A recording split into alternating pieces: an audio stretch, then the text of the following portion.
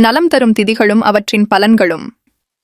சென்ற காணொளியில் தசமி, ஏகாதசி, துவாதசி திதிகள் பற்றி விரிவாக பார்த்தோம்.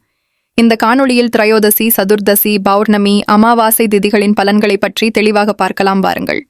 திரையோதசி திதி. இந்த திதியில் சிவ வழிபாடு செய்வது மிகவும் விசேஷமாகும். நீண்ட தூர பயணம் மேற்கொள்ளலாம். புத்தாடை அணியலாம். எதிர்ப்புகள் விலகும். தெய்வ காரியங்களில் ஈடுபடலாம். புதியவர்களை நண்பர்களாக்கிக் கொள்ளலாம். விளையாட்டுகள், கேளிக்கைகளில் ஈடுபடலாம்.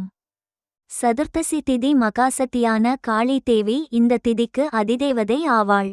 எனவே புதிய ஆயுதங்கள் உருவாக்க, துஷ்ட சக்திகள், எதிரிகளை வெற்றி கொள்ள, தீயவட்டை ஒழிக்கும் மந்திரம் பயில ஆகிய செயல்களுக்கு ஏற்ற திதியாக இருக்கிறது. பௌர்ணமி திதி. இந்த பௌர்ணமி திதிக்கு பராசக்தி அதிதேவதை ஆவாள். உங்கள் நலம் மற்றும் உலக நலத்திற்கான ஹோமங்கள் செய்யலாம். கோயில் சிற்ப வேலைப்பாடுகள், மங்கள காரியங்களில் ஈடுபடலாம்.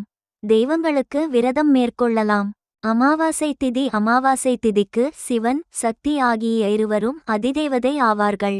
பித்ருக்களுக்கு ஆற்ற வேண்டிய கடன்களை, வழிபாடுகளை செய்யலாம். தான, தர்ம காரியங்கள் செய்ய உகந்த திதி. இயந்திரம் சம்பந்தமான அனைத்து காரியங்களையும் தொடங்கலாம்.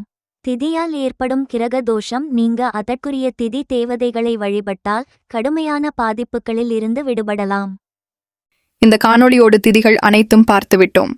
மீண்டும் சுவாரஸ்யமான தலைப்புடன் அடுத்த காணொளியில் பார்ப்போம். நன்றி, வணக்கம்.